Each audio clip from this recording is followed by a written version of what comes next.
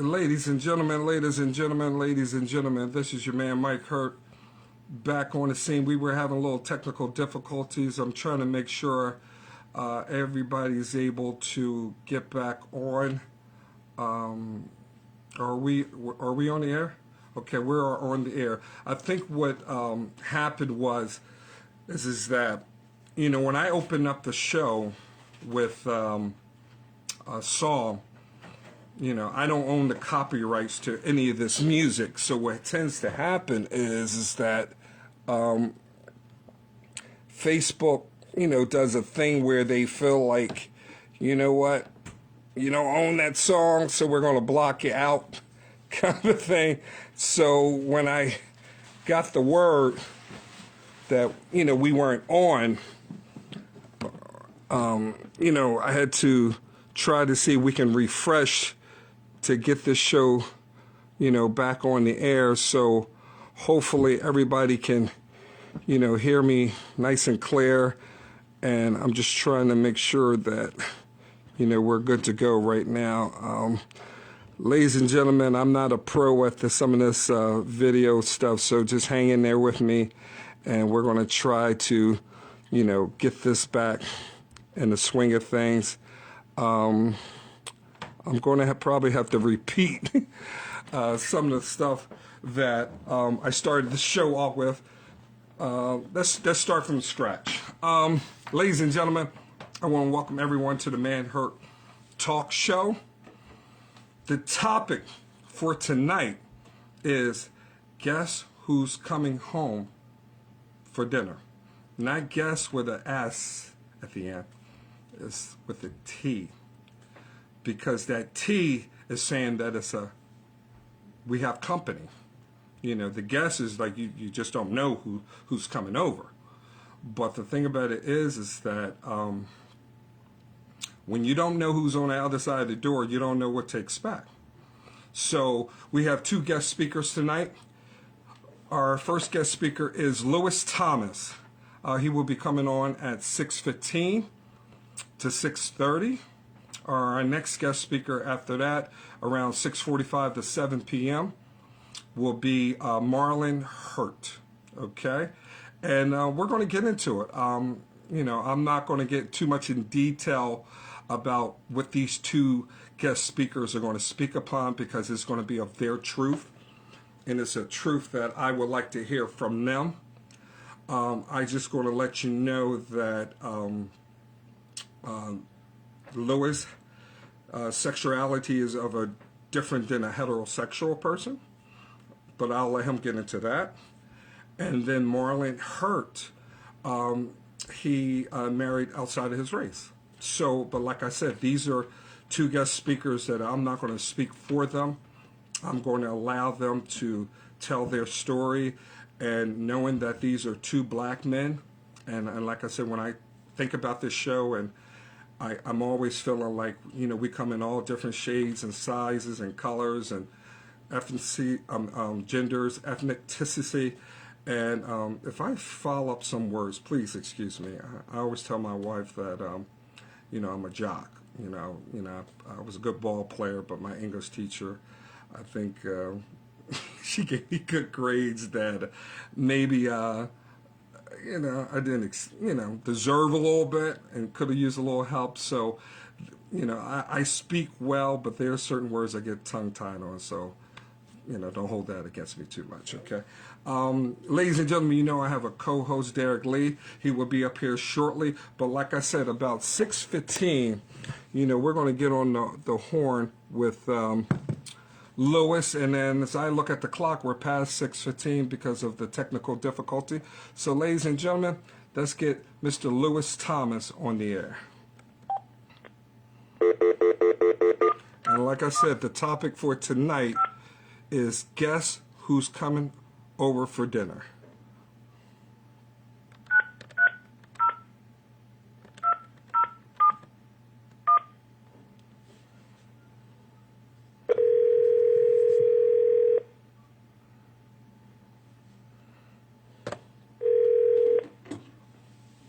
Hello? Hello, Lewis? Yes, This is he. Hey, how are you? This is Mike Hurt. We're on Facebook Live. Can you hear me nice and clear? I can hear you fine. Oh, thank you, brother. Thank you. Thank you. Lois, as we've spoken about the topic for tonight is guess who's coming over for dinner. Now, I told my Facebook followers that when I put this topic out, it wasn't a guess with a S at the end. It was a guess with a T at the end. Because, you know, when we have family members or people that we've known to be around, even as good friends, if they bring somebody who's different through that door, you never know what type of reaction you might get. So, first and foremost, Lewis, why don't you tell my Facebook viewers of who you are and a little bit about yourself before we get down to the topic. I mean, the most that I can say about myself is that I'm an educator, I'm a father, I'm a lover, I'm a friend, I'm a brother and a son, and I'm somebody who believes very deeply in the liberation of African folk and all of our manifestations. And so that's who I am. But I wanted something that you just said really jumped out at me. You said when somebody brings someone different through the door.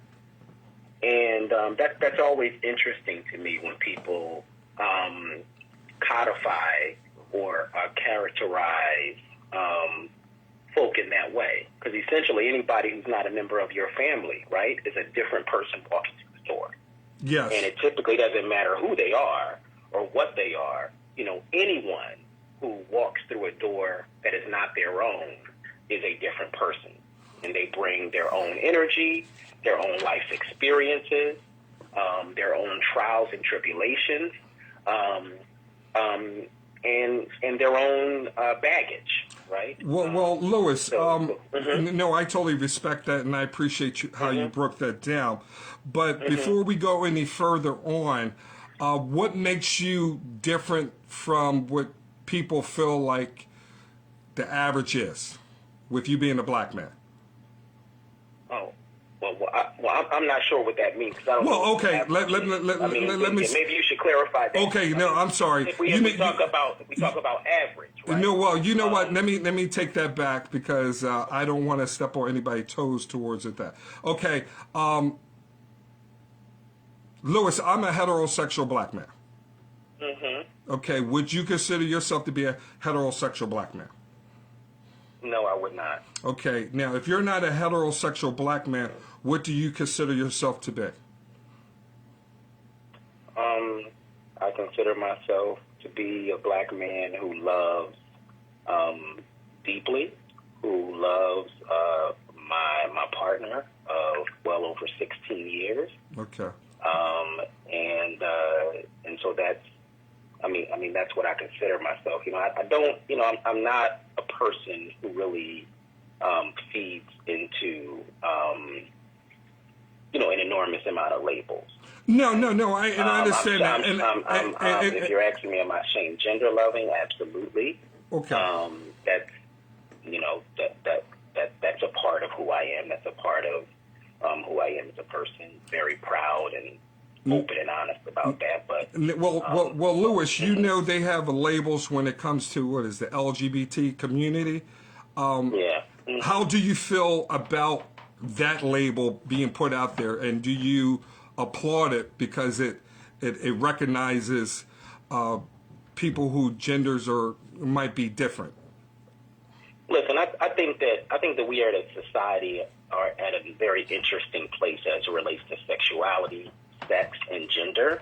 I think that everyone should have the ability and opportunity to be able to be exactly who they are and who they were born to be. If they're gay, if they're queer, if they're transgender, they should be able to live openly and peacefully and happily within the context of that. But I think that there's been a tremendous expansion as it relates to sexuality and sexual preference and gender and sex really over the last 10 years. I mean, you have polygamist relationships. You have a lot of people who, a lot of heterosexual couples who are into swapping partners.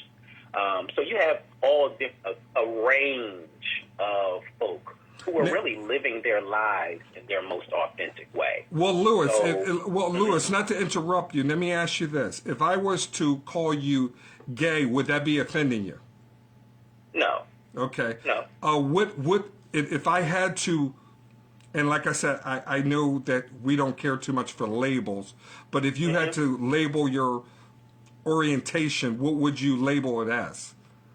I mean, I think I said it in the beginning. I mean, I think saying gender loving is exactly how I would Okay. term that I would use. Okay, let's just you say you didn't have a problem me calling you gay, right? No. Okay. So let's get down. But your question was, what would I call myself? Right? Oh no, I understand it. You know what it you know what You asked me what I would call myself. Okay, no, I understand that, and like I said, Lewis, this is all in love, so I don't want to disrespect you in any kind of way. No, please, so, listen. You don't have to qualify anything. okay, I appreciate that, Lewis. Now, Lewis, let me ask you this: when did you recognize that you were gay?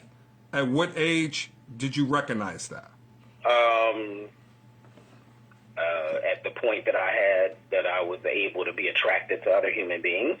So whatever age we typically are able to recognize that's the age I knew. Probably the same age that you knew you were heterosexual. So I would say early teens, like maybe 13. Oh, well, probably way before that. Probably before that, I'm sure. Oh, okay. I mean, I think that most children recognize a semblance of attraction before their teen years. Okay. Now, perhaps it is affirmed and explored in the teen years.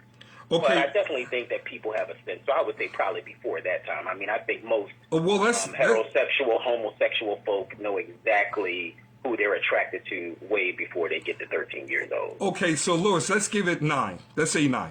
Okay. 9 years old. Okay. Now, when you were 9 years old, obviously you were in grade school. And with you being in grade school, how did the other kids treat you? Did you show signs of that, or was that something that was kept inside where nobody would have even known that you were gay?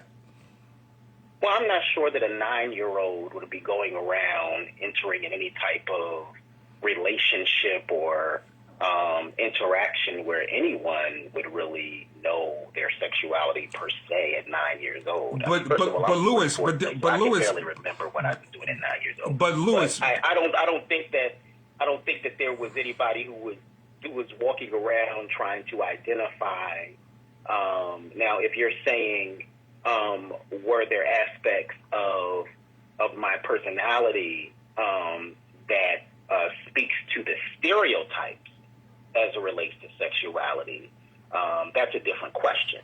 And that perhaps people, in their ignorance, thought that I or someone else was something else based upon their behavior or how they were acting. I'm sure that there are young people, young men who may be a little more effeminate, who may carry some characteristics, and people may stereotype them and label them as such. If you're asking me if that's something that I dealt with, no. Well, Lewis, this is what I'm actually asking you, because you said these were the, your early going in grade school was the early time when you felt like you started to feel like you were attracted to the other sex. Well, when I say other sex, I meant, attracted to boys. Did you... Boys and girls. Okay. Yeah. Then that's different. So at that time, you were still confused where... No. Or it was both? I was not confused, okay? Okay. So there are people who are attracted to both sexes. They're called bisexual, right? There's people who are gay, who are attracted only to the same sex. There are people who are fluid, who basically say that they're attracted to anyone. But that doesn't necessarily speak to the idea of confusion. I was let me clarify. I'm sorry, go ahead. So no, I was not confused. I was very clear. Lewis, Lewis, Mm-hmm. hold that thought. I'm going to be bringing in my co-host, who's here with me, is Mr. Derek Lee. Lewis, do you want to introduce yourself to him? No, I know who he is. I've been listening. Oh, you've been listening. So Okay. Derek said he's been listening. I just didn't want to be rude because Derek was coming in, and I just wanted to let you know he had just came in to step into the conversation. But Lewis, you can go ahead and finish what you were saying. Yeah, essentially, what I'm saying is that at that age, that early age, when somebody is still in their developmental stage of life, every child is on a road to discovery, right? So I don't think any child at that age has a total confirmation or affirmation about whoever it is that they're going to be. Their personalities are still developing, they're still growing, they're still exploring and discovering new things about themselves, new things about their likes and dislikes. Okay. Your original question was about when did I recognize or when do I think that I kind of realized that perhaps I was also attracted to the same sex, and I said it was probably before preteen. Okay. Most heterosexual human beings and most human beings recognize their attraction to whomever that attraction is to probably a preteen. Okay. So I was just clarifying that. But okay, so hey, Lewis. Well, Lewis, we established that. No, Lewis, we established that we felt as though the age of 9. So we established that you were not only attracted to males, but you were also attracted to females at the time. So that would make your feelings at that time or your sexuality, where you really not knowing what that is a bisexual at 9 years old. Did you deal with any type of bullying at that time? No, I didn't, and I wouldn't call myself a bisexual at 9 years old. No, that's why I said I don't think you felt like you knew who you were. But language is very important, and language is powerful. So we have to be careful about the kind of language we use. At 9 years old, first of all, you didn't know. No child should be.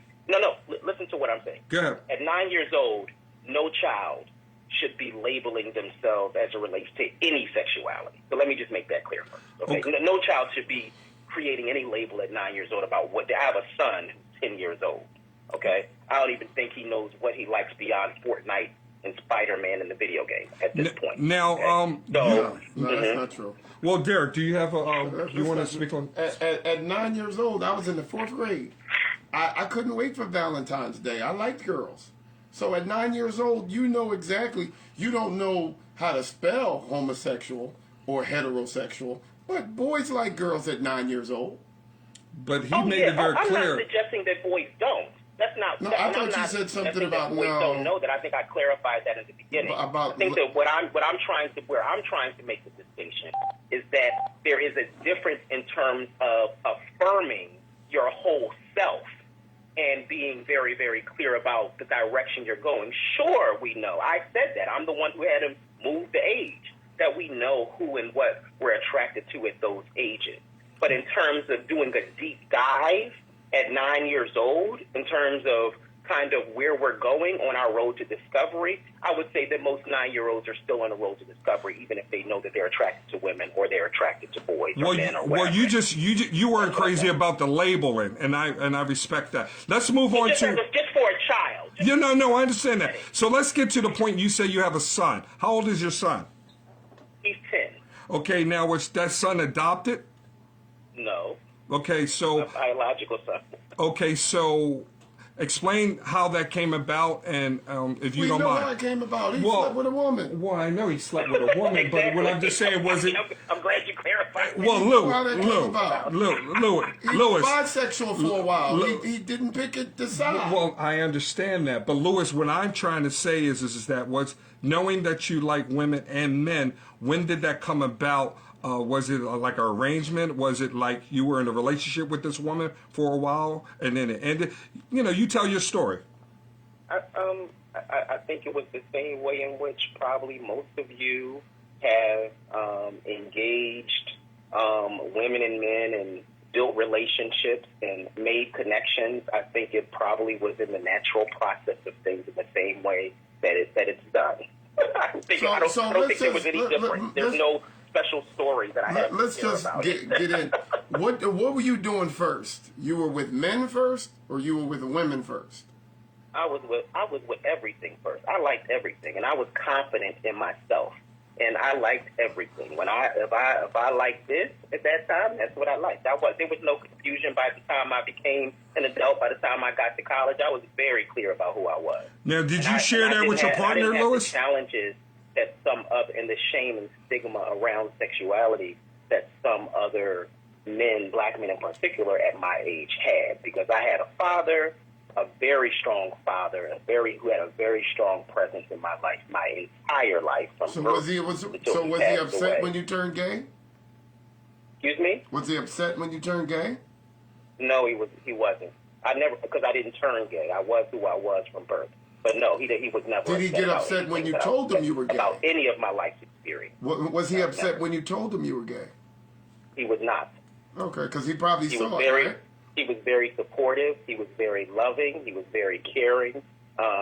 He opened up the floodgates of connectedness between us.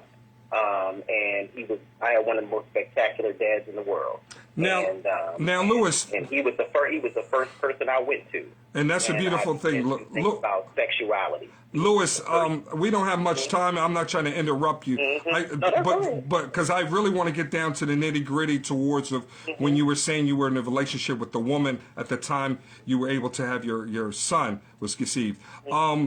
Did the woman know beforehand that you were bisexual? She sure did. Yeah, she knew. Okay, yep, so sure did. She knew. Oh, she knew. You could come on, man. Well, I knew she. Well, see, you don't know. I'm Lewis. I'm not going to sit up here because when it's behind, if a man is gay. But Lou, but don't you have some down low brothers that don't tell their females? Oh, absolutely, yeah. I mean, because you got to remember, there's the down low brothers. I think there's a lot. No, there's a lot of down low brothers, but the women try to look the other way. You know that man's gay. The stereotypes that you may have in your head about who and what a gay man is, and how and what a gay man acts. It is just that, a stereotype. You have absolutely no clue how many men that are sitting next to you every day, that are hanging out with you and your boys every day, that have been friends with you for years, have attractions to men. You'd be surprised. You'd probably be stunned. And we're never going to get those statistics. They might be the most heterosexual man that they are when they're with you. But you have absolutely no clue. I've seen it over and over again. I'm about to be 45 this year. I've seen enough.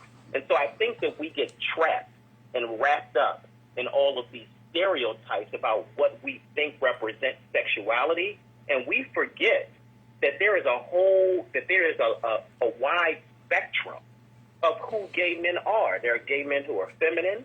There are gay men who are masculine. There are gay men who are athletes. There are gay men who like to dress up and drag. Well, Lou, there are gay men with families. Lou, I understand. Lou, we only got about 2 more minutes. I want to ask you this question, and hopefully you can give me an answer on it. Knowing that you have a son, do you have a partner with that son that's raising a son, or you just a single father? No, I have a partner and his mother, and I co-parent. Yeah. Now, tell me, how is that coming along towards are you guys, put it this way, and I'm going to try to say this in the clearest way. Say whatever you want. Okay, are you raising this child to be heterosexual, gay, bisexual? How is his upbringing being like a healthy upbringing for a heterosexual black male? So let me ask you this. Do you have children? Yes, I do. We do. Are you so you raise your child to be a heterosexual? You're able to determine what his sexuality is? No, I'm not able to determine. I just show him a relationship where he lives in a house with a man and a woman.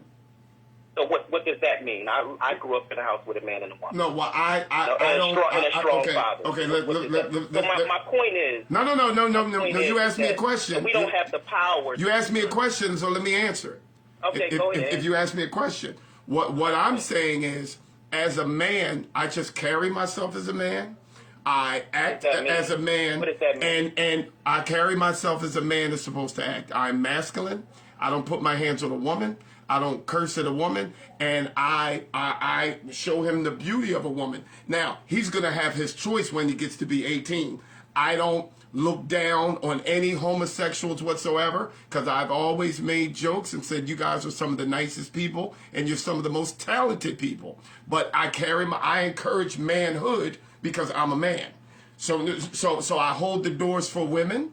I respect women, and I show him that the beautification of how beautiful a woman is. But I don't knock this gay is very people at all. interesting because the implication is that a gay man would not do the same thing. Oh, honestly, I don't know because I have no idea because I have no gay friends. The same exact thing, that I would not teach my son how to respect women, that I would not open up the doors for other women. I mean, that I I just would carry not myself treat as a women with man. respect, that I would not treat them in a way that is what are you suggesting? No. What I'm saying is, I showed them to be masculine. I carry myself as a man. Let me clarify for you because I know you have short time.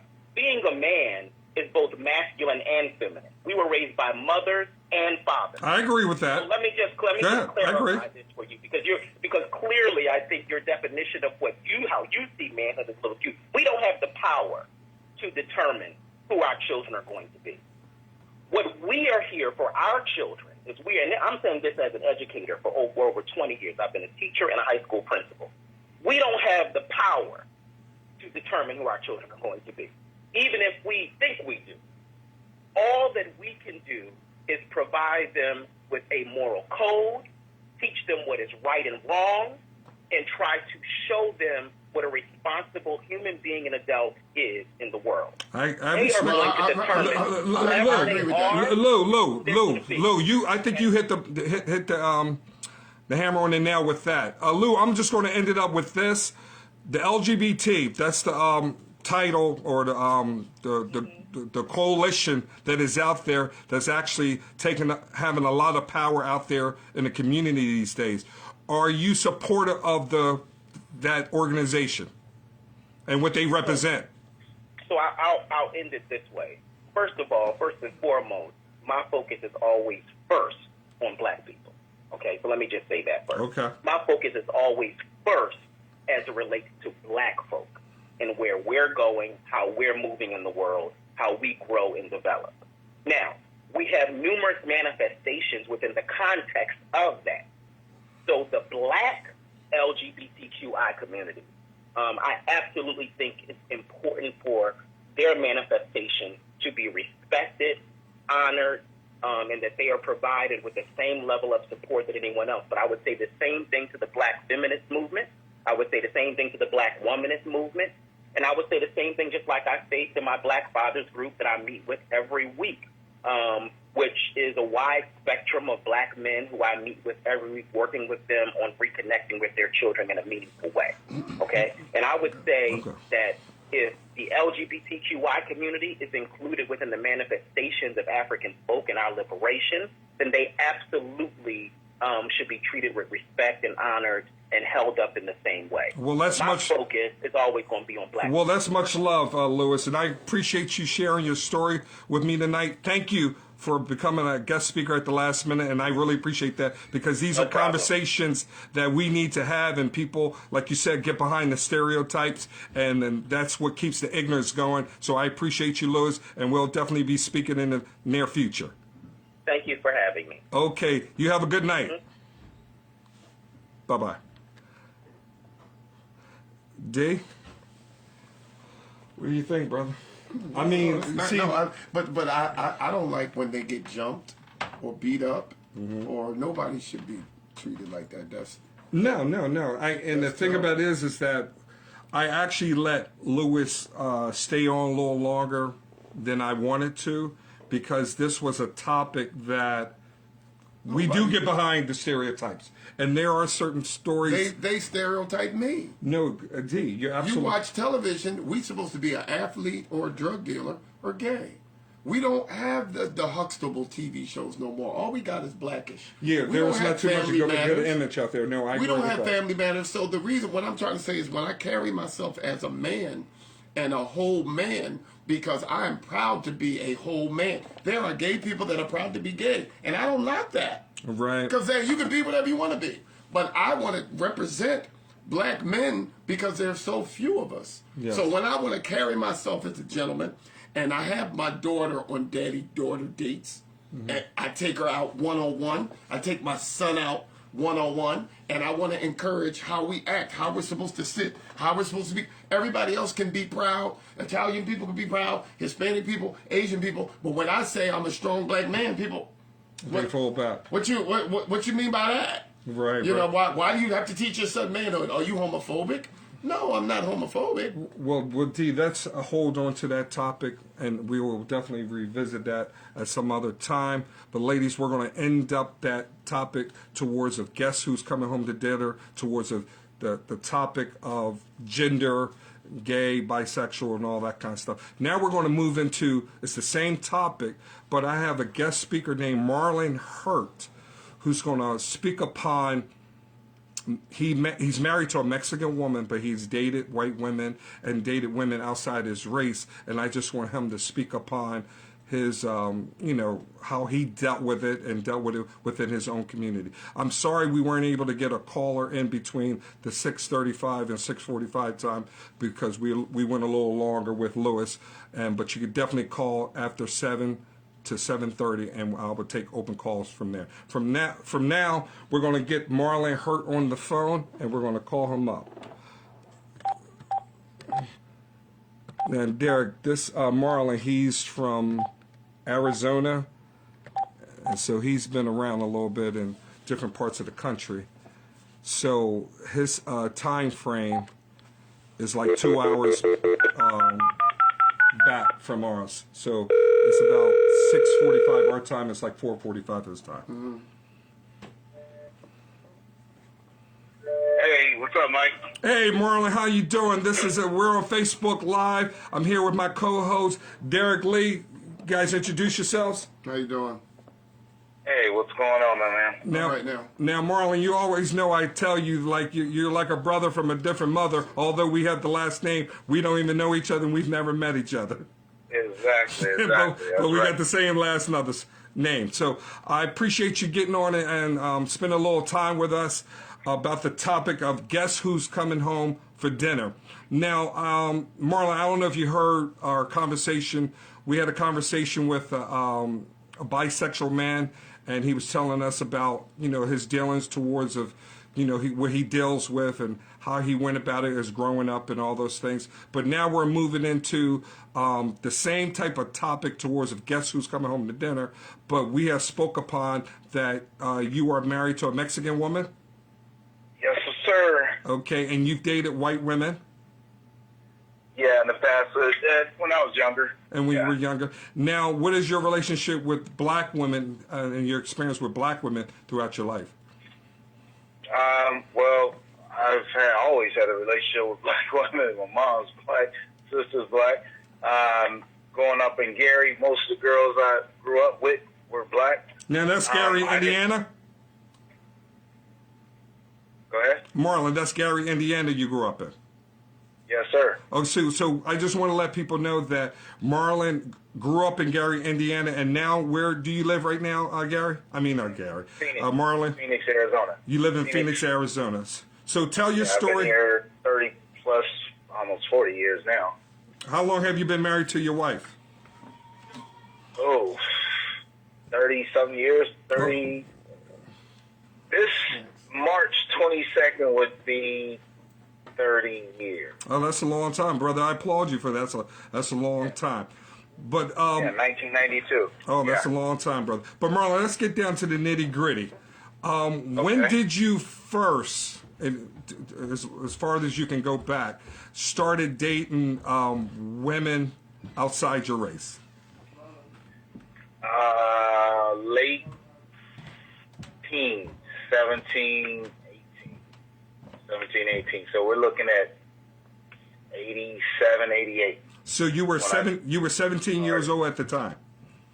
Yeah.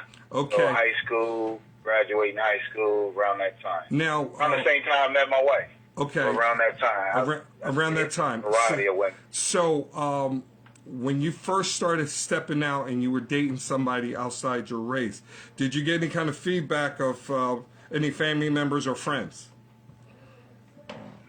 Not so much friends, because pretty much all my friends was doing the same thing.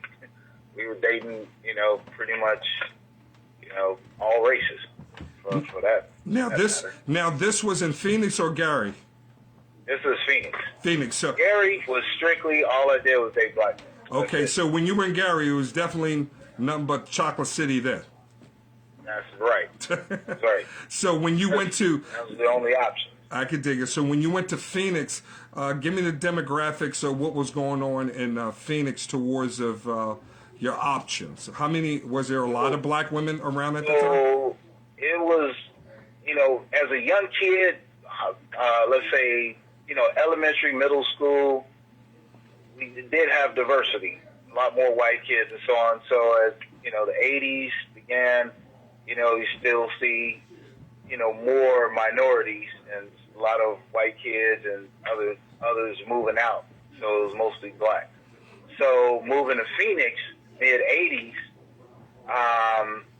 it was number one, a culture shock because I'm not around 95% black people. Now it's a little bit of everybody. White, Asian, Mexican. Never seen a Mexican. Well, no, I can't say that. I had Puerto Rican friends growing up. But, a lot of different nationalities, I should say, when I moved to Phoenix. Okay, so let me ask you this. I get the point where you're going, but let me ask you this. When you started dating outside your race, did you feel the pressure of feeling like, was this the curiosity? Did you feel like, you know what, I do really like her, and it didn't matter what color? What kind of things were going through your head at the time? It was really curiosity, not dating anyone else outside your race or being, associated with anyone else outside your race. So it was, I guess you could say it was more of a curiosity thing, and probably even more than that, just being young. And, any woman, want to talk to you, you're trying to get in where you fit in, if you know what I mean. Now, what was the percentage of black women in Phoenix at that time? Oh, man, it was limited. Limited is to pretty much only one section of Phoenix at that time. During the mid 80s, it was very, very limited. So let's rank it from 1 to 10. It was 2 black women to out of 10? Let's see, how would I do, like for every, how would I put that? Just Phoenix as a whole has a very small percentage of black people, period. Okay. Well, now it's probably a little bit different, but back then, very limited. I would say for every 10 women in a room, 2 would probably be black. Okay. Yes. Well, 3 maybe. Okay, Marlon, I got Derek here. Derek, you want to ask Marlon anything about him growing up in Phoenix and his options at that time? No, I'll just say, so you married a Mexican woman because you loved her, or you went after Mexican women because they were more tamed?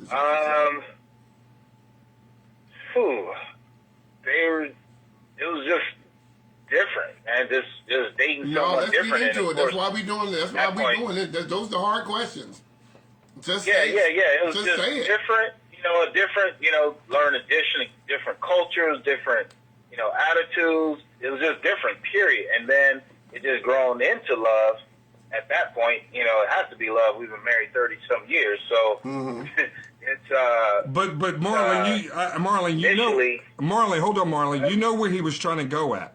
He was trying to go in a point where were you comparing this from Mexican to Mexican woman, or were you comparing them from Mexican to black women? That's what he was trying to go at. Was it like, were you doing that comparison, or did the black woman didn't have nothing to do with your decision making towards what type of woman she should be? No, not at all. Okay. Not at all. It was just a woman, period. Okay. You know what I'm saying? It was just a woman, period. If I dated, all races, who I fell in love with. You know what I mean? So color didn't matter. Color didn't matter. Color didn't matter. Okay. No. Now, do you have any friends that are married to black women? Yeah, I got friends. I got a United Nations family. I got, white men married to black men, white women married to black women, black women married to Hispanic men. My whole family is blended. United Nations. Now, Marlon, you told me you have a daughter. Mhm. Okay, and obviously she's black and she's half Mexican. Now, Right. do you have any issues of who she brings through that door? And initially, I was kind of biased. You know, I wanted a brother, or Okay. you know, or Mexican dude. But you know, as I got older, I know what it's all about, man. It's who that person. At the end of the day, it's who gonna make you happy. Now, gonna be there? now, Marlon, not to interrupt you. Make you think. Why did you want it to be a brother? I mean, I know, but I want your opinion of what. It was just you know the way I was raised, and you know, it was just that. Hey, I wanted to see it with a brother, but see, that's what they normally bring through anyway now. but see the Oh, thing my is, God. is that Marlon, once you put it out there, when you said that's how you were raised, but if that's the way you're saying how you were raised, you chose something other than black, so you were okay with that. Yeah, that's why I had to step back and be like, hey, it's who you like, you know. That's what I went back through and It ain't who looked, you like. had to You know look you at got with myself. that Mexican You know, girl I because can't you know judge them. that I black can't woman tell done them talk so much, what- she what done not- ran you away. I'll be a hypocrite. Hey, I'll Marlon, be a did you hypocrite. hear what Derek said? You know black women What do you have a stigma, and black women have a, what's the word I'm looking for here? They are known to be a problem. Well, Well, I did experience Y'all that not because talking my about the wife, she's so light-skinned back when I I ain't was talking dating about her. her. Black Black girls women used to think she was white. Black women You know? have a stigma, or just like black men, they are known to be like a little bit of a problem. now who are you talking about? The black women? Yeah, y'all know that they have a reputation of having an attitude and they too much. Hey, Marlon, I don't know if you've been here in the last couple of shows, the early shows I've been having over the last couple of weeks, but my callers have been taking Derek as being the angry black man because of his taste about certain black women who may have attitude issues and don't treat their men like they should. What do you think about that? But they keep watching the show, don't they? Well, yeah. Yeah. I mean, it still comes down to that individual. You know what I'm saying? It's because not all you can't pigeonhole everyone in the same box. So it's that individual. Majority of them probably would have an issue with somebody dating out their race, but at the end of the day, you know, it's who's gonna make you feel the way you want to feel. Now, You know what I'm saying? now, Marlon, I'm married to a black woman. My mother's black, my sister's black, and the majority of our listeners are black women. So first and foremost, I definitely want to let the black women out there know how much she's loved and beautiful and all that. I think when we speak about black women, when we talk about some of them, we're not talking about all of them, and we're talking Right. about the stereotype that is out there that makes it where, I don't know if you listen to Kevin Samuels, but he always feels as though when a black woman, gets with a brother who ain't worth a damn, and then she has 3 or 4 kids with him, she wants to blame the black brother for what he ain't, but she knew what type of guy he was before she laid with him. Absolutely. And then that 100. creates the stereotype. So you want to say anything to him? No, okay. Well, we wish you the best in your relationship. I just hate when people watch these shows to hear stuff that they don't normally hear. Sure. They want to just get down to the nitty gritty. I know all about women. My mother's a woman, so I know all about women. Okay, so Yeah. my mother's a woman, but it's just like the homosexual man was saying that he has a stigma, a black woman, a black man, and it's true. But I know that I can only tell you about the things that went on in my life. Well, Marlon, let Right. me ask you this. And this is getting inside your world a little bit. Obviously, you have a beautiful Mexican woman that is your wife. How does she feel about the black woman? Is she intimidated by the black woman when she walks in the room, feeling like, any beautiful black woman that walks in the room can actually take my man? Or does she feel like she doesn't even see it, she doesn't worry about it, and she feels I confident? think she was a little bit more when we were younger, Right. because I was a different person too. So if you get what I mean. So Sure. yeah, as we got older, no, she don't have a problem. Most places we go, if we going out somewhere, it's probably majority black. So she don't have a problem at all. Oh, well, let me ask you this, Marlon, because we only got a minute to go. Marlon, do you have any Yeah. sons? Yeah. Okay. Son's Perfect. entertainment lawyer and What does he on date? record What does he label date? California. So yeah. What does he date, if you don't mind me asking? He's married to a black woman. Okay. Now, were you happy that he married a black woman, or it didn't matter? It didn't matter. Okay. I mean, It never mattered to the divorce. Well, I guess I was kind of biased. Like, yeah, I was good. He was married to a black woman. Divorce. It never matters till after the divorce. Oh man! You hear what you hear what Derek is saying? There's always look, 50% of marriages end in divorce. Half the people I know are divorced. Mm-hmm. Half the people I know are working on their majority second of my marriage. friends, I only have one friend who's been married as long as I have. Is ironically, he's been married to a Mexican woman too. Actually, is my wife's best friend, husband. They've been together actually longer than we've been together. So, Good for them. my But other the majority friends of friends get divorced working on their second marriage. divorce. Now, least once. and Marlon, I'm going to say something to this brother. Say something to you, and you don't have to answer it at all. But let me, because I've dated a couple out of my race as well.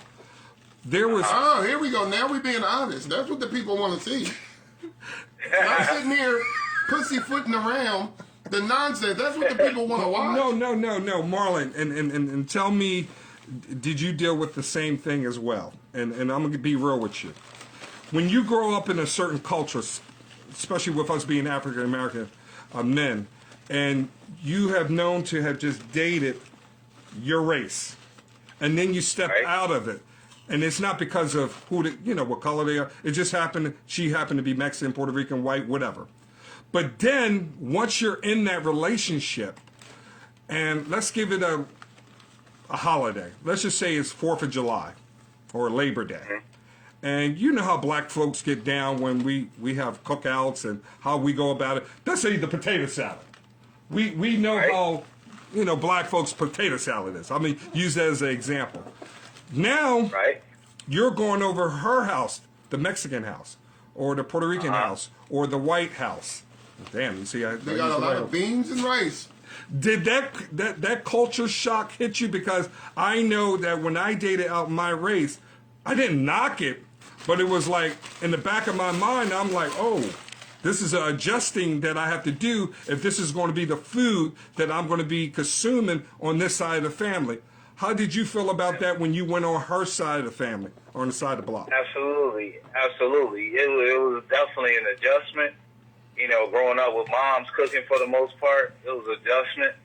But, I look at it as good food is good food. So, long as if it wasn't garbage, then I would probably had an issue. If she couldn't cook, we probably had an issue. But statistically, more African American men date outside their race than all the races combined. That is a statistic. Statistically, more African American men date outside their race than all the races of men combined.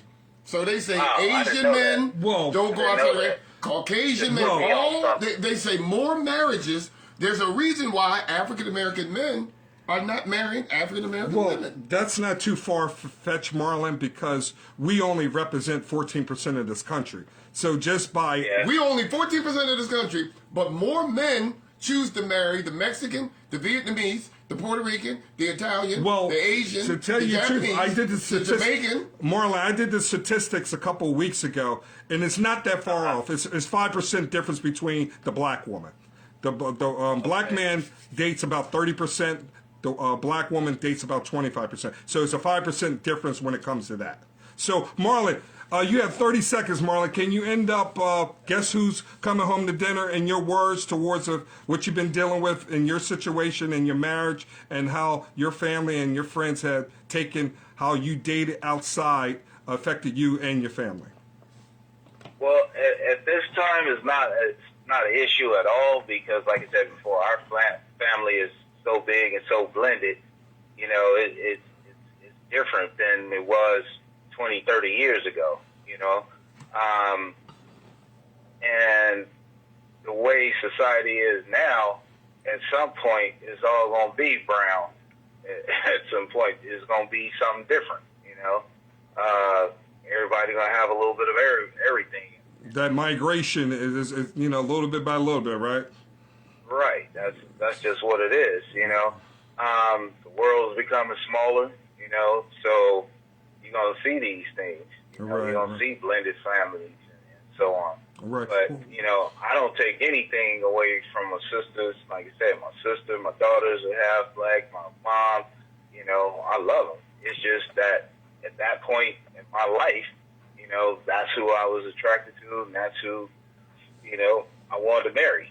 Well, Marlon, you sound like you got a beautiful family, brother. And Marlon, I greatly appreciate you coming on and sharing your story. It means a lot because there's a lot of people that won't even take the time to share the story because they feel like they're worried about the backlash. But if you're giving your truth, you know, it's the only thing that was your choice, and that's what brings you happiness. And you shouldn't hide behind any closed doors to help other people feel good about themselves when it's all about how you feel about you and yours.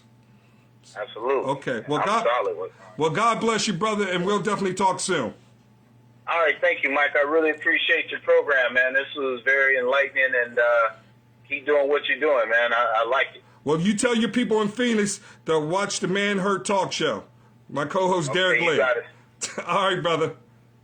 Yeah, all right, take it easy, my man. You too. Take care. Ladies and gentlemen, we have open lines right now if you want to give a call. The phone number is 856-783-0581. The phone number is 856-783-0581. We have open calls if anybody wants to call and share their experience. We got up till 7:30. Go ahead, Derek. What were you saying? I wish some of your callers would stop pussyfooting around and stop being cute because people are listening to them. Well, Derek, you know this is a shot. I'm not a big fan of the Hold up, Derek. I'm not a big fan of people pussyfooting around. Hold up, the elephant that's in the room. Derek, you know this is new. What we're doing right now is a shot to the system. Mm-hmm. You do not have too many positive black brothers getting on this type of People aren't used to seeing men. So when I tell people I promote manhood, you might get pushback from other people. What you mean? Right. No, I promote manhood. I carry myself as a man. But the thing is that when you promote manhood, is that a definition that would be See, okay you know what the problem woman? is? What the problem is now, I'm going back to the first caller, is that... Oh, you're talking about Lewis. When we talk about manhood, people think we're looking down on other people. Like, for example, I do things that men are supposed to do. I clean the garage. I cut the grass. Yeah. I don't sit back and put eyeliner on or lipstick. I don't get into women's clothes. I promote men. Now, I'm not knocking people who do that. Mm-hmm. But when you say, hey, you know, I act like a man, I carry myself like a man, I wear suits, I pay bills, and I get a firm handshake. A man looks you in the eye and remember how your father used to talk to you? You look people in the eye, you give him I didn't have that. No, but what I'm saying is, I know what you're you talking look about. a man in the eye, you give him a firm handshake. Right. How you doing, brother? How's everything? You know, you teach them how to grow up to become a man. But it's sad now that African American men are the most trashed, most disrespected, and people hate. Why you keep saying that? Because it's true. Well, the thing about it is, when you speak about, like you said, we didn't get a manual of how to be a man. We learned as we go. And we've seen good fathers and good men along our pathway. We took a little bit of this, a little bit of that. Unless you were blessed of having that role model black man in your family. I didn't have that. But not even homosexuality. We're talking about, I was taught to wear a belt. Sure. To tie your sneakers up. Get a good shave. That's a man. I was told when you walk down the street, have your head up, not down. Have your head up, and I was taught to walk on the outside of the street. Have your shoulders up. Some guys aren't even... I was at a restaurant, and it was an expensive restaurant. The girl got out the driver's side, paid the parking meter, it was some years ago, and she walking on the outside of the street, She done paid for him at the restaurant. I was at Chima's. No. She done paid for him. So that man wasn't taught manhood. I'm not even talking about homosexuality. Why you got that girl walking on the outside of the street? Men, young boys don't even know that. Well, Derek, I don't want to get off the topic. The topic is guess who's coming home to dinner. It's just that I was just going back to your first No. topic. No. Because let me tell you. Because he said we could have went back and forth for a while. No. I'm trying to promote manhood. Well, what you mean? Well, the thing about it is that was the first time I ever had a conversation with somebody who wasn't heterosexual male. Right. That I can actually listen to what he was saying. I might not agree because we see things different in that way. Yeah, but because this is of his I'm life. gonna be honest. I don't. When we used to go out and play basketball and football, the guys I know now, got girlfriends or wives and children. Right. Now he could say everybody around you gay. As far as I know, when we watch the game, we all men. Now, but when he said that he went both ways, that's the part that. When we were saying, does she know? And does She he could know? probably tell in his mannerisms. And I think that there are certain people that are saying, okay, if you're going to be on that side of the block, then be on that side. What you saying? Pick a team? Well, put it that way. Some people might feel that way. Like when he was talking about something, I don't know what queer means. Well, I mean, what they say, L is lesbian. Yeah. That is B, bisexual. The Q is the queer. I don't know what a queer is. No, the reason I was breaking it down was because Dave Chappelle did a joke. Yeah. When he was saying one of them don't like each other. Well, I don't know which one that was. Well, yeah, Jamaicans don't like black people. No. When I'm Africans talking don't about like black people. No, I'm talking about the community. But I to don't know white people, y'all black. Because I know Africans. I think it was the trans that didn't like the lesbian. Man, okay. It's just like you got prostitutes. You got prostitutes that don't like strippers. No, you're right. I'm just saying it in that order, in that way. I'm not talking. Strippers call themselves dancers. Light skin don't like dark skin. Some people. Supposedly. I mean, short don't like tall. Some. But African people don't like black people. Let's just be. That Africans don't like black people. Ladies and gentlemen, we've been over here for 400 years. They didn't come to get us yet. Ladies and gentlemen, I'm trying to get a phone call in before we end the show. 856-783-0581. That's 856-783-0581. They're too scared to call me. Now, people, please don't be scared. I know that we're a little aggressive, but we'll talk. Because they don't want it to go viral. Well, ladies and gentlemen, let me tell you this. When we go on location, that's going to be an opportunity for you to come in person, and if you have any questions or be in person to ask Derek, because I know some of you want to ask Derek some questions. They can ask me whatever they want. Or ask me in questions. I'm not going to switch up. It's going to be the first Wednesday of March in Rochester's Barbecue and Grill and alongside the Historical Village in there. And we're going to do a live location. Say the restaurant again. Rochester's Barbecue and Grill and alongside the Historical Village and alongside off the White Horse Pike is where I do my first Friday for people who support it. But I want to get a phone call. And the first 10 women get a free drink on us.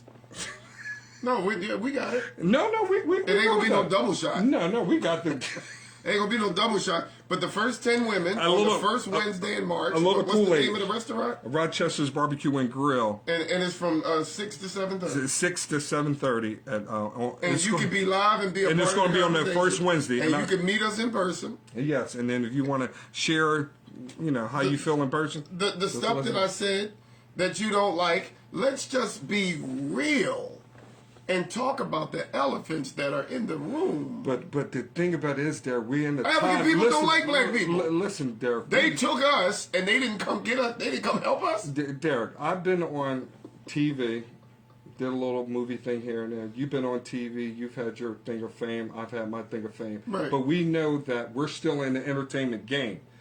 Anything that we say right here and now can be used against us. You shouldn't be doing it then. Well, hold up, Dick. We can still give our opinion, but you also know it's a slippery slope. When Steve Harvey went and told Monique, we can't do this out here. No. But see, this is my thing. When I sit back there and say, any African, and I love y'all, you can come on down to the restaurant, because it's always been said that Africans don't like black people. And I would tell them to their face. But I you heard gotta, Jamaicans don't like black But people. you gotta say some, because when you put Yeah, that, so, okay, some, okay. you gotta so- say some, D. so- Because well, come you, on down and say it to my okay, face. okay, I so- have heard He said the that word some Africans people. don't like black people, and Jamaicans some. don't like black people. Some of them. D, you gotta say some. See, No, this is not Fox. I know. I'm not on ESPN I right know, now. but D, I'm not on But the NBC right thing about now. it is that we don't use the word some. They're gonna feel like you feel that way about I'm just the whole. saying that this is what I heard. Okay. You can ask me in person. You can tell me in person. I'm just saying that's the rumor. There's also a rumor that they think all black people have smoked weed. And I have tried to tell people I have never smoked any weed. I have never been drunk. I have never been high. I have never put my hands on a woman. And I've never stolen anything. well- and you know what people have said? You lying. Well, Everybody steal. I had an idiot relative. You know, it's amazing that idiots in your family. You know, if you act crazy, won't nobody say nothing. Relatives will let you talk because they crazy. Crazy people get a pass all the time. Right. I have never done anything illegal whatsoever. People gonna try to tell me I had somebody might everybody steal. I've never stolen anything. Right. I've never been arrested. I've never been on drugs. I've never been high. But I've always carried myself like a man, and I get more flack. I get less respect from my circle. The people that's been arrested and sold weed and had hookers and prostitutes and stole from their mom, oh, they get a pass. People love them. They got kids by all these different people. They get a pass. But the thing about it is, I don't want to get off the topic of guess who's coming home to dinner, because The topics always go Well, I out. know, They always spread out. I know they spread out, but we dealt with the interracial, we dealt with the gender and sexuality and everything. But there's other stuff like politics, religion. Like, for instance, like I remember when I was driving down Broad Street, we had the Muslims selling the bean pies and all that thing. There's nothing wrong with that. Well, I'm not saying there's nothing wrong. We had the Jehovah Witness knocking on your door. You had all kinds of different religion, politics, trying to And I'm not knocking them. recruit you. What's wrong with that? Well, I'm not having no problem with that. But the thing about it is that what makes me want to become a Muslim? What makes me want to be a Republican? Is it because my friends, my circle? Do I feel like there's something that they do that I need in my life? Oh, well, yeah, you might be liking in the area. But this show right here Right. is people are able to talk about different things and different avenues and different things that they're scared to say. You're right. You know, because it's just sad. I said, when I pass, you know, I don't know how many years I got left on this earth, whether it be 20 years or 5 years or 10 years. I have told my family I will never get the appreciation that I deserve in this life. I mean, I already know that. I have taken care of everybody. I've taken care of other people's kids. Do you feel that way? Oh, yeah. Oh, man. I will never get... I have told numerous people, sometime Picasso, Einstein, what's the director? Not the big guy that did War of the Worlds. And Oh, you're talking about they didn't appreciate none of his I talent. forget his name. You know what I'm talking about? He did that. Orson Welles. Orson Welles. Orson Welles. They looked at him as loopy or crazy at that time. People didn't start looking at him and appreciating him until he died. No. I agree with that, but I have taken care of my children, other people's children. I have gotten insurance policies on 4 people. 3 of them I wasn't even related to. But let's get back Because to it's taking care of I know, being a but- man. but I you- will never get the appreciation. I know. That's what I want to get back to. When you say you would never get their appreciation. No, they talk about me something terrible. But and every year, I get other people who aren't related to me that call me and tell me that my own family would be talking bad about me. So let me ask you this, Keith. So you actually worry about what other people say? No, I don't worry about it because that lets you know that you're rising. That lets you know when you give 0 F's about what people think. That's the term. You know, you got to keep doing you. Right. But what I'm saying is with my children, like even with my son, and I love my son, and even with my daughter, they don't know how good they have it now. You see what I'm saying? Okay, we got Leona saying you should do things from your heart and not look for anything in return. No. I'm That's not your looking- girlfriend. That's your girlfriend, Leona. Yeah. Listen, I'm Leona. not looking for anything as return. That's cousin Leona. But as a man, I'm supposed to handle certain things. But there's so few men that handle certain things. I've had people tell me, "Oh, you think you're better than us because you ain't been arrested? You're better than us." There are brothers who feel that way. Since you don't get high. No. I had somebody tell me I was lying. You lying. He stole something 30 years ago. just to bring me down to their level. Right. See, go ahead. Hold on, ladies and gentlemen, I need to get a caller in before this show is over tonight. You don't. The phone numbers is 856-783-0581. That's 856-783-0581. You guys call me all during the week saying I wanted to call and I wanted to call and tell Derek this and this and all that. This is your opportunity if you want to call. But Derek, it's a shame that you feel that way. No, it's not. It's fact. I understand that, but the thing about it is you ever see people at funerals crying and carrying on? I understand that. When you had cancer, they ain't even call you. But I put it this way: you went through cancer for 3 years, they ain't call you. I understand that, but then that should testify towards your spirituality and your faith. Because, far as I'm concerned, that as long as I got that man upstairs looking after me and looking over me, and as time goes on, you will know who loves you and who don't love you as time goes on. And I'm not worrying about the ones who don't love me. I'm more worried about the ones who do, and I will hope that they will continue to. But if they don't, but I know that there's a rhyme and a reason why God has done what He's done to educate me or educate them. I went through a coronavirus where I couldn't even work. I had 12 people call me. 12 people called me to see how I was doing, to make sure I was okay. I wasn't related to none of them.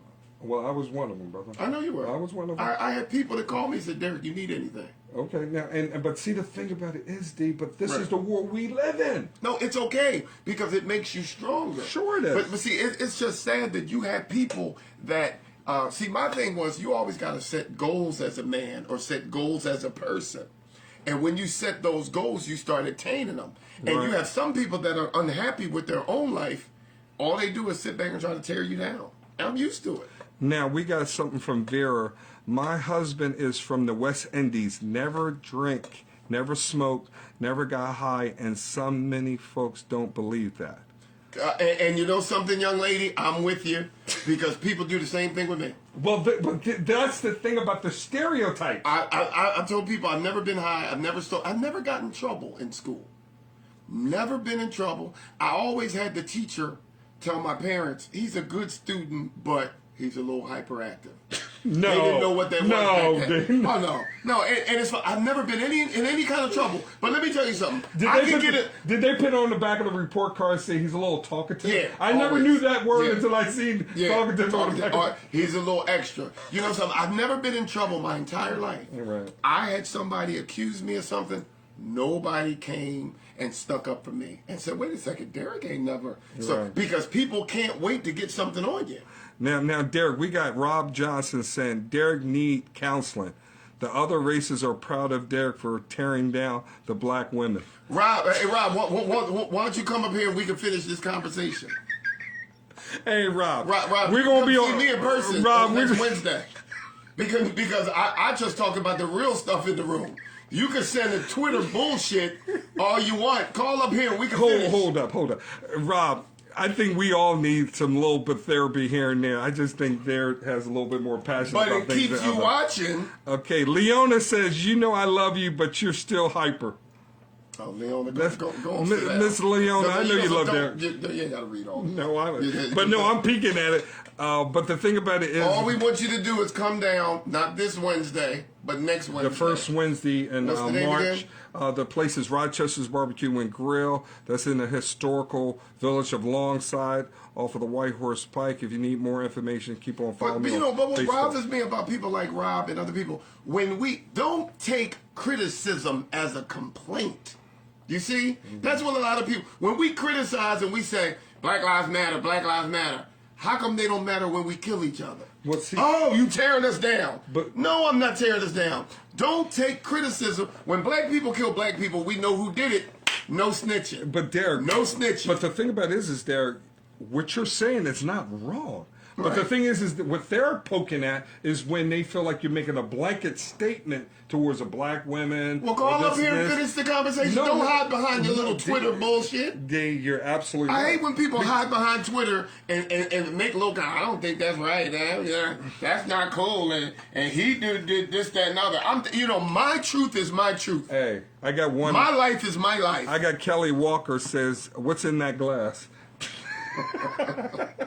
Kelly, let me tell you something. We don't get paid enough to do this show yet. So you figure it out. Hey, Kelly, when we move up the ladder with our budget, that we will be starting getting, what's that stuff that they call up at the top Tiers, shelf? yeah, the top shelf, yeah. The top shelf You don't want stuff. to know what it is, but they don't pay me enough to come out here. They don't pay me enough. My check is not that good. I promised them I would be here, so they said they would feed me. And you know how Derek feels about the GoFundMe, so we ain't gonna get him started with that. We don't need to do GoFundMe. I hate when black people do. As soon as somebody dies, you got to GoFundMe. You ain't got no insurance. Are you going to put that information out again? Vera, what information are you talking in particular? Talking about the first Wednesday in March. Oh, yes.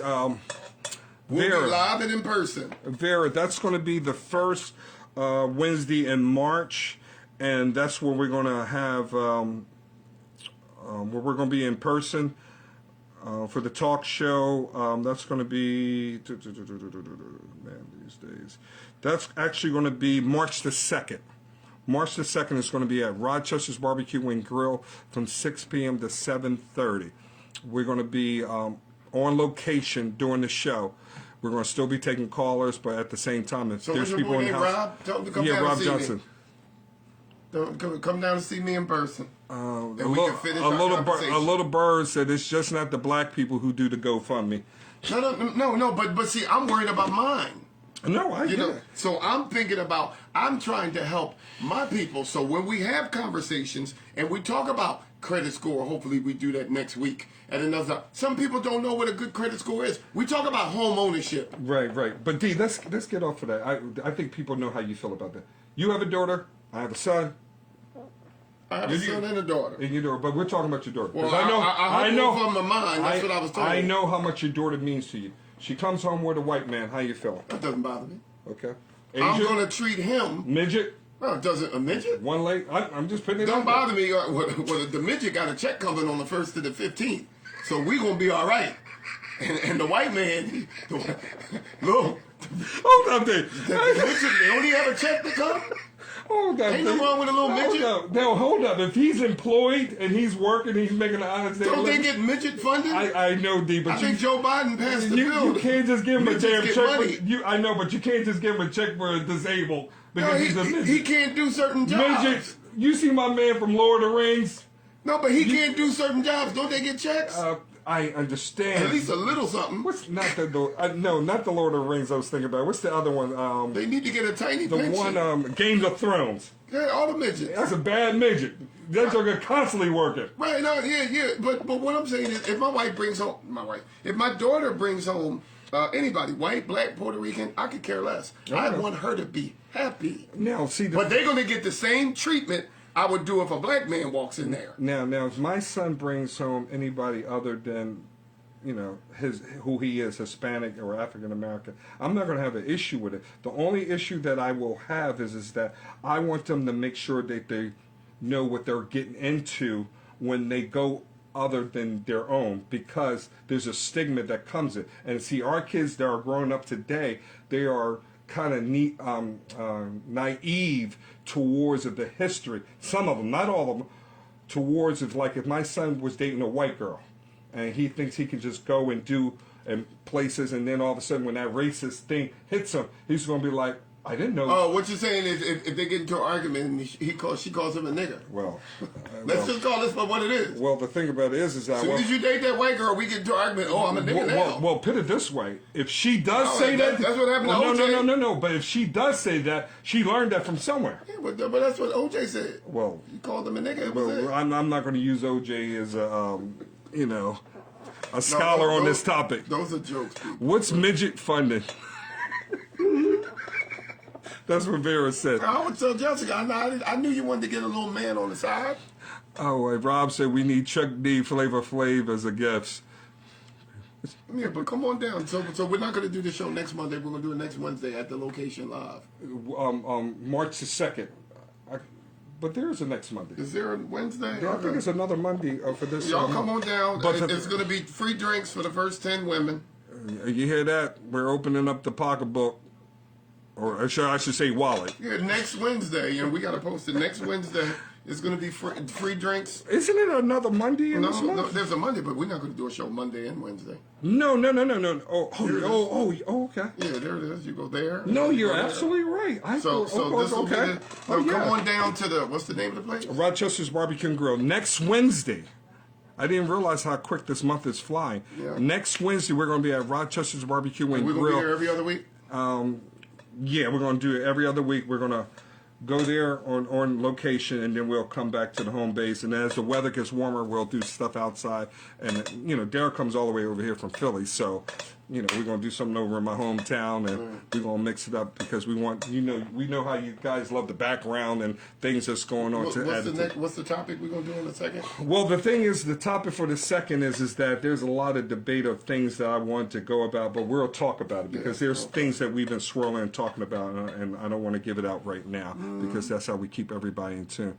But the women, all these women and men that make these little Twitter comments and say stuff, come on down and see me. Derek Lee will be live in person. Now, the thing about it is Rochester's Barbecue and Grill is a BYOB, so we will be bringing our own liquor there, so they don't sell liquor. Oh, they don't sell liquor. So, we'll be giving out shots of vodka.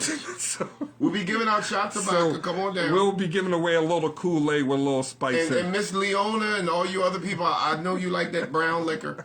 So I might have that brown liquor for you. What they call it, Hennessy, Hennessy, cognac, is the yak. Oh yeah, the cognac. It's yak and Hennessy. I like the yak part. We're gonna be giving out free shots. Come on down, ladies and gentlemen. I want to thank everybody for watching another episode of the Man Hurt Talk Show. I want to thank my two guest speakers.